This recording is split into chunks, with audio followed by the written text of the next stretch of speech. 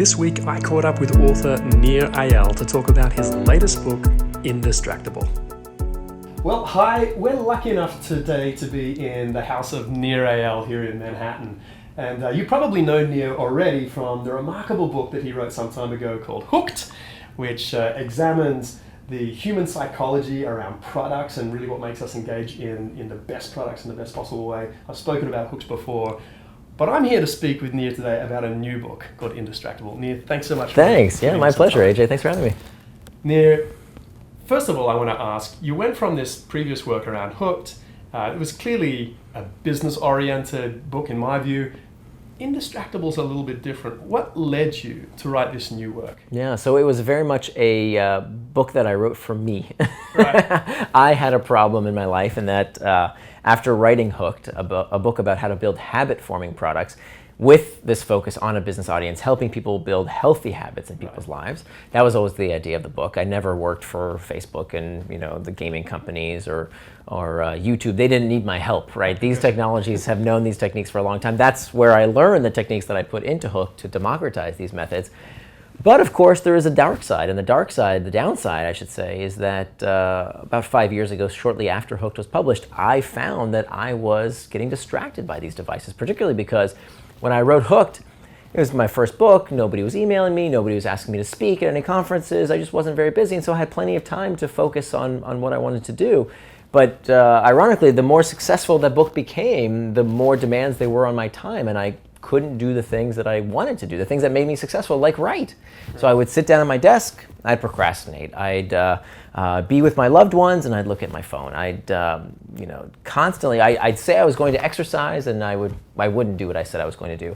And so there was this one seminal moment where I was with my daughter shortly after Hooked was published, and we had this afternoon together where we could just spend quality daddy-daughter time. And I remember we had this book of different activities that daddies and daughters could do together. And one of these activities, I remember the question verbatim. The question was, if you could have any superpower, what superpower would you want? And I remember the question, but I can't tell you what my daughter said. Because as she told me her answer, I said, hold on one second, I just got this one thing. Hold on, honey. I just want to just do this thing. And by the time I looked up from my phone, she was gone. Wow. She got the message that whatever was on my phone was more important than she was. And she went to go play with her toys outside.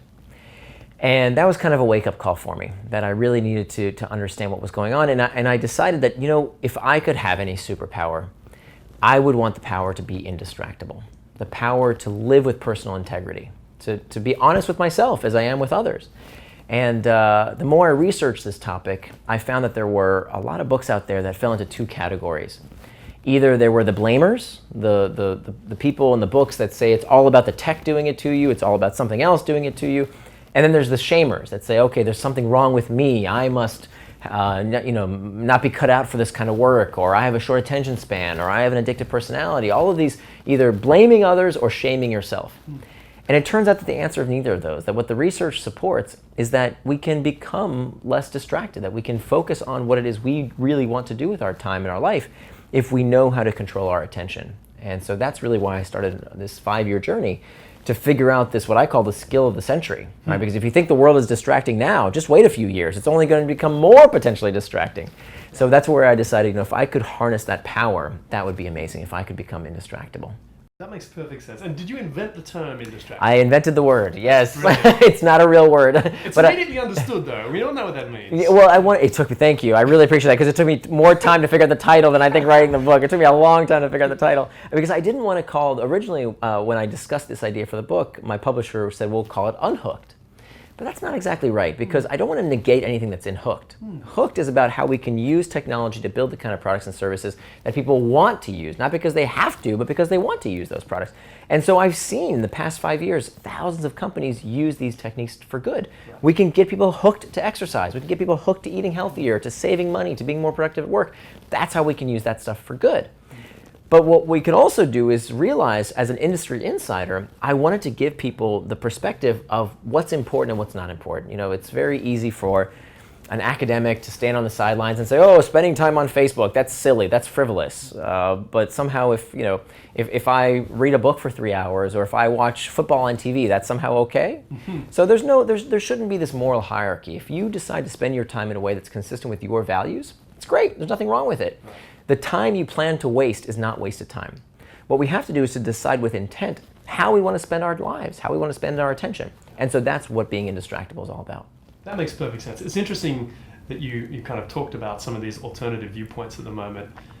And you're right. In fact, in the book, you draw out the fact that all throughout history, this idea of being distracted has been there and has been apparent. You know? And so I feel like the conventional chorus of wisdom out there at the moment is to do away with Facebook or that other social media, or do away with the device. Yeah. But you seem to have landed on the idea, as you say, that no, these things actually have a place and they're useful as long as you deliver it. Yeah, absolutely. And there's nothing wrong with these devices if they're used in a way that benefits you. Yeah. They're great. By and large, they're wonderful. Now, I'm not saying that I'm not a tech apologist. I think there's lots of stuff that the tech industry needs to account for, that needs to continually improve.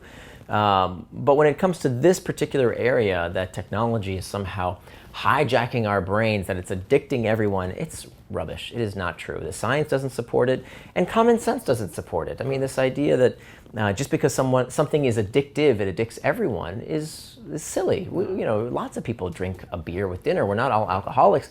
Not everyone who has sex is a sex addict, right? Not everyone who gambles is a problem gambler. Right. So why do we treat technology any differently? And so instead of trying to figure out this tech boogeyman, this moral panic that a lot of people I think are perpetuating, particularly conventional media, because let's face it, they're competitors, right? Social media makes money the same way traditional media makes money. They sell your attention.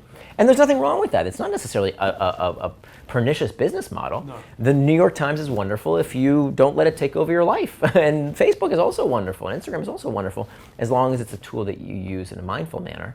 And bigger than just the threat of social media or these tools, what I found is that the sources of distraction go much beyond what we typically think of as these tech boogeymen. As you mentioned, this was something that Plato was talking about 2,500 years ago. He called it akrasia, the tendency to do things against our better interests. 2,500 years ago, people were saying, "Oh gosh, the world is such a distracting place." It's not a new problem. And I think when we dig deeper into the psychology of distraction, we see that some of the most pernicious forms of distraction are the pedantic things that we don't even realize are distracting us. Inter-office interruptions, right? The rise of the open floor plan office means that we are working in a hotbed of potential distraction. Old technologies like the television or the work implications of the telephone or email. If your boss calls you at 7 p.m. on a Friday night, is it the telephone that's at fault, or is it the fact that you work for a boss that doesn't understand proper cultural etiquette, right, and you work at a company with bad culture? These are the deeper systemic issues that we have to focus on. That makes sense, and actually it leads me to ask a question about a statement that you make. You assert this idea, and I think it's really interesting to think about, that time management is pain management. Right. Can you elaborate on that for me? Sure. So let's first define what I mean by distraction. So if you ask most folks, what is the opposite of distraction, they'll tell you focus, but it's not exactly right. The opposite of distraction is not focus. The opposite of distraction is traction. Both come from the same Latin root, trahare, which means to pull, and they both end in the same 6-letter word, A-C-T-I-O-N, that spells action. So traction is any action that pulls you towards what you want to do, things that you do with intent. The opposite of traction is distraction, any action that pulls you away from what you want to do. So if we want to understand what pulls us towards traction or distraction, we have to back up a step and understand what draws us towards any human behavior. What's the nature of why we do what we do? Well, only two things. We have external triggers and we have internal triggers. External triggers, these are the usual suspects, the pings, the dings, the rings, all the things in our environment that prompt us to either traction or distraction. If your phone rings and it says it's time to go to the gym, well, now that's moving you towards traction. That's what you wanted to do with your time. But if your phone rings and you're with your daughter, as I was, and you plan to be fully present with someone you love, but now you're checking your phone, well, now it's led you towards distraction. So we have external triggers. The other thing that prompts us to traction or distraction is what's called an internal trigger. An internal trigger is an uncomfortable emotional state that we seek to escape. And so when we think about the nature of all human motivation, why do we do what we do? It comes down to just one thing. That if you ask most people, what is motivation really about, they'll tell you some version of carrots and sticks. This is called Freud's pleasure principle. Neurologically speaking, it's wrong. It's not true. That in fact, everything that we do, all human behavior, is not about the pursuit of pleasure and the avoidance of pain. It's just pain. Everything that we do is prompted by a desire to escape discomfort. Physiologically, we know this to be true. If you go outside and it's cold, you put on a jacket because that's not comfortable. If you go back inside, you're hot, you take it off. If you are hungry, you feel hunger pangs, you eat. And if you're stuffed, that doesn't feel good, you stop eating. So those are physiological sensations that lead us to action. The same holds true for psychological states. So when you're lonely, you check Facebook. Uncertain, you Google. If you're bored, you check the news, stock prices, sports scores, Reddit, YouTube. All of these things fundamentally scratch this psychological itch. So what that means, if all human behavior is prompted by a desire to escape discomfort, that means that time management is pain management. It doesn't matter what life hacks or what gurus' techniques you might hear. Fundamentally, if we don't face this fact, that the reason we are compulsively checking our devices or turning to a distraction is because we are looking to escape an uncomfortable emotion. If we don't face that fact, we will always be distracted by something. So that is where we have to start. We have to first master our internal triggers. That's really intriguing. Thank you for taking us through that. I want to think for a moment also, in the core marketing method, people who use this in their own business, we've identified one pillar of happiness for the entrepreneur and the business owner, and that is really around doing something that goes beyond an immediate reward for them. It can be something grand and altruistic, but it might also just be thinking in practical, beneficial terms for employees or customers or someone else, suppliers. You also make a point of talking about being very deliberate about blocking out your time. You offer some great frameworks, and it's very similar actually to the core operational plan that some of my folk will be familiar with. But you make a nice statement. You say, make time to live values. Right, or turn your values into time. Yeah, sorry. Is same idea, different phrasing, yeah. And the idea, so this is the second step, that after we figured out how to master those internal triggers, and there are several techniques to do that, the second step has to be to turn our values into time. Now, why is that so important? Because if we want to make time for traction, where do we start? Traction are these actions that pull us towards what we want to do. Where do we start? Do we start with big, hairy, audacious goals? I don't think so. What I would say instead is to start with your calendar. You can tell how someone lives out their values by looking at two registers of account, their bank account and their schedule. So we like to talk a good game. I used to talk a good game. And if you said, okay, what do you value in life? What's important to you? Oh, my health is very important to me. Sure. But I didn't have any time to take care of my body. I didn't work out. I didn't have time to prepare healthy meals. Well, where was that reflected on my calendar? My friends, my family, that's what's important to me. That's what I value. Yeah, but I didn't schedule any time for those people. We would just, hope we would run into each other. Or I'd give my wife whatever time was left over in the day.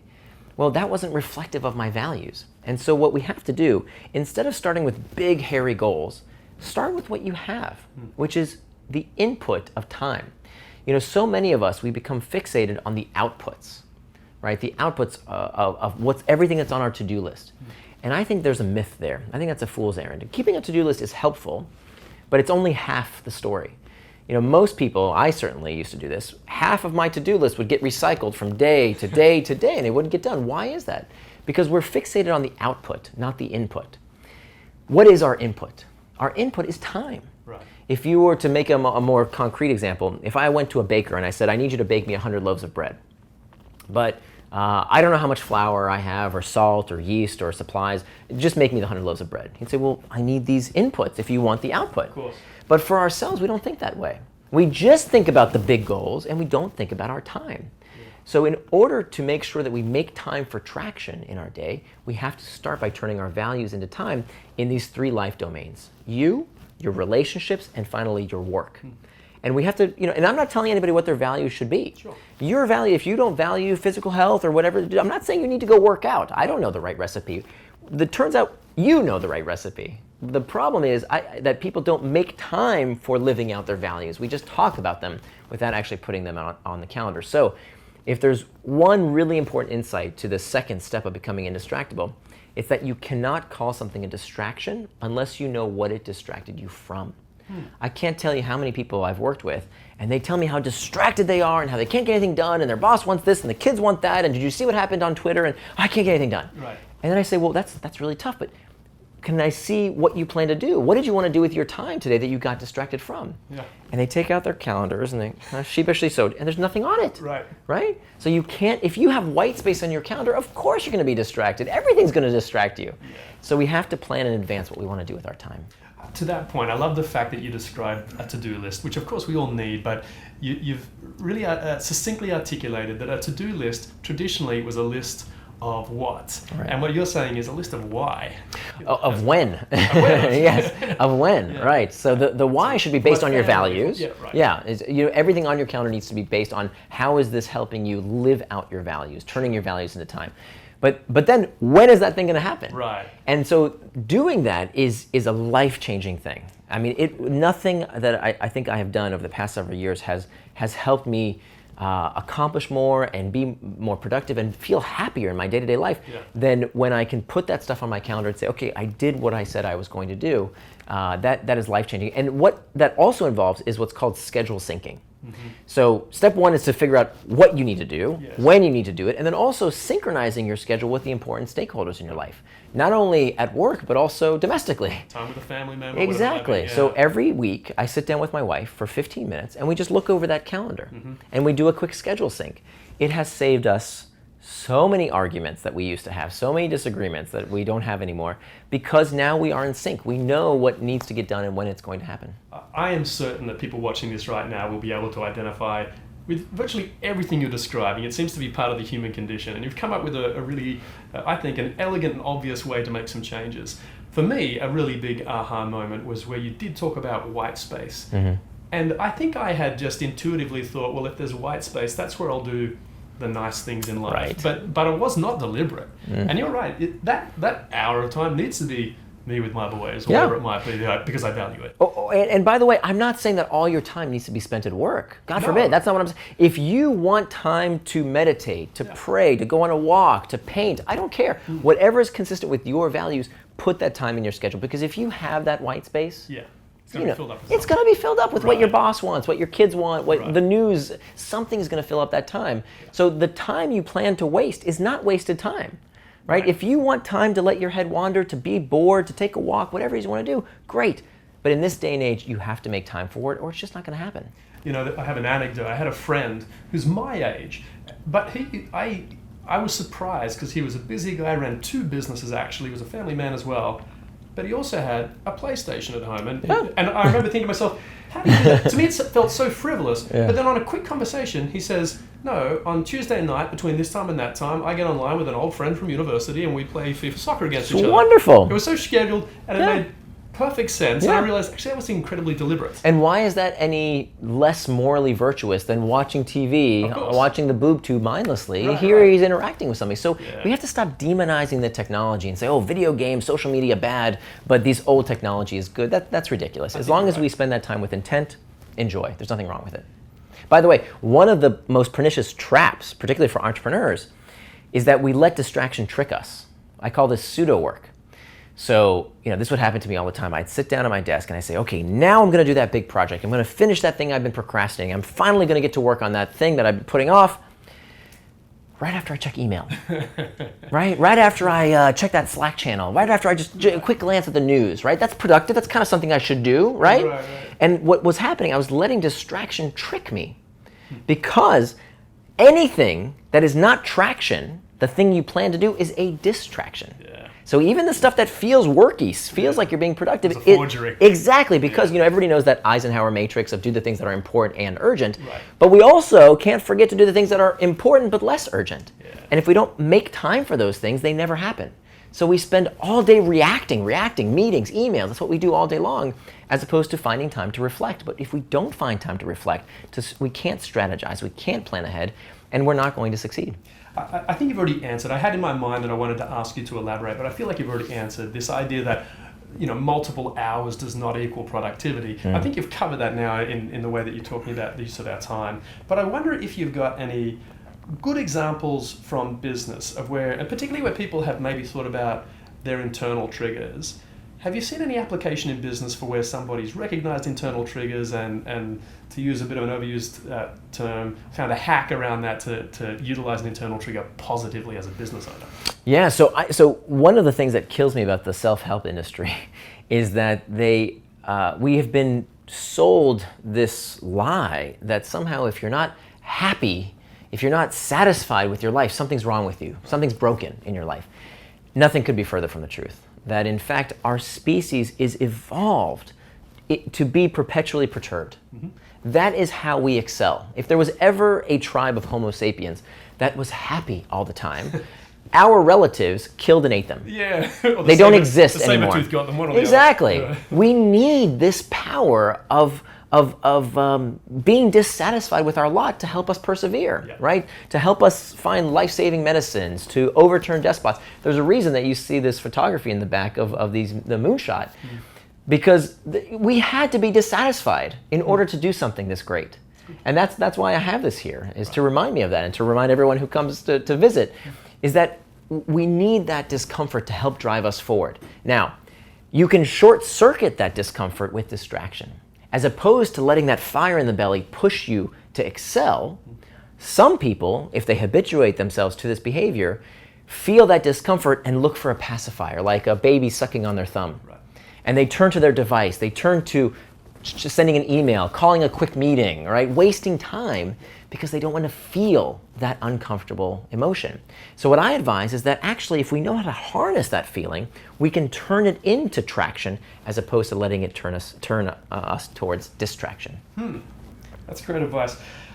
I want to finish up with one final point, because every time I speak to an entrepreneur, a business owner, and occasionally I've been at startup incubators and so on, so I get to meet some folk, there seems to be a common theme, which is there's a lot of aspiration, and people have a feeling they should somehow be doing better. They have an idealized version of how they would be themselves if they could click a finger. Mm-hmm. But you make a point of saying that willpower is not really enough. Yeah. I'd like to know, first of all, why is that true? And secondly, what could we do about that issue of willpower, or lack of willpower? I'm not a fan of willpower. I'm not a fan of self-control. I'm not a fan of self-discipline. Because it doesn't work for most people. I don't know anybody who loves it. It always feels like a burden. Yeah. And the fact is, there's even debate in the philosophy and psychology community whether free will even exists at all. Because the fact is, if the cigarette is lit and it's on the way to your mouth, you've lost. It's too late. You can't have willpower to push it back. That's too difficult. If the chocolate cake is on the fork and you're about to eat it, it's too late. If you sleep next to your cell phone every night before you go to bed, of course the first thing you're going to do in the morning is pick it up. You've already lost. Yeah. So we don't know if free will actually exists, but here's what we do know exists. Free choice. We are free to make our decisions, but we can't do it in the moment when we rely on willpower. We need to do it in advance, because one thing that our species is blessed with is the ability to see the future with higher fidelity than any other animal on the face of the earth. We can predict what we think is going to happen better than any other animal.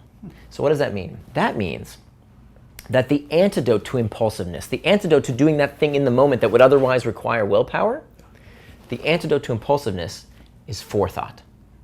That's it. Right. That's the answer. A system in place that helps prevent us from doing something that we don't want to do, that doesn't require willpower, that doesn't require self-discipline. That's how we become indistractable. And it's by using these 4 techniques. We only talked about 2 of the 4, but we master the internal triggers, we make time for traction, we hack back the external triggers, and we prevent distraction with pacts, so that doing what we say we're going to do becomes effortless. It's part of what we do every day. It becomes part of who we are. Nir, I'm so happy that you describe all of that. I'm going to leverage a little bit of what you've described to say that people who use the core operational plan, it turns out that you're doing some of these things. So this is a very structured way for an entrepreneur to pursue their week and month and quarter and year. And it has the effect of also providing some external triggers around disciplines that are good. So a lot of what you've described, we already have. But for people who are not part of that core program, everything that you described is so incredibly useful. And Nir, thank you not only for writing this remarkable book, Indistractable, but Nir's also providing additional resources that go along with the book, so that you can begin to apply these principles from the moment you pick the book up and start reading. That's right. This isn't one of those books that you have to do every single thing, and if you don't, you fail. Right. Anything that you adopt is additive. right? And this is a lifelong journey. It's just like with creativity. You never finish becoming creative. Right. It's a skill you develop for the rest of your life that helps you live a more fulfilling existence. And the same goes for becoming indistractable. So you're absolutely right. There's an 80-page workbook. There's a free video course. There's all kinds of additional resources that can help you put these tactics into action today. That's so wonderful. I can't recommend it highly enough. My final question, just as we close up, Nir, I know you're in the midst of launching this book, and we just chatted about the fact that you and I tomorrow are at the same conference in New Jersey. Yeah. So you're busy with this, but may I ask, what's coming next? That's a good question. I will be going to London very soon to do the same thing that I did in the US and the UK to launch the book. And then after that, I'm looking forward to exploring new tracks. The way I write a book is first I look for what problems I'm struggling with, just like I did with Hook, just like I did with Indistractable. So it will be around some kind of issue I'm struggling with that, 9 times out of 10 I read the books on the topic and I say, oh, somebody's covered it, they've done a beautiful job on it. But every once in a while, about every 5 years, I figure out, you know what, this doesn't really work for me. Well, let's go a little deeper here. So I'll stay tuned. Well, we'll all be lucky, I'm sure, the next time you stumble onto one of those things and decide to write a book for us. Thank you. Thanks again for your time. My pleasure. Thanks AJ. Guys.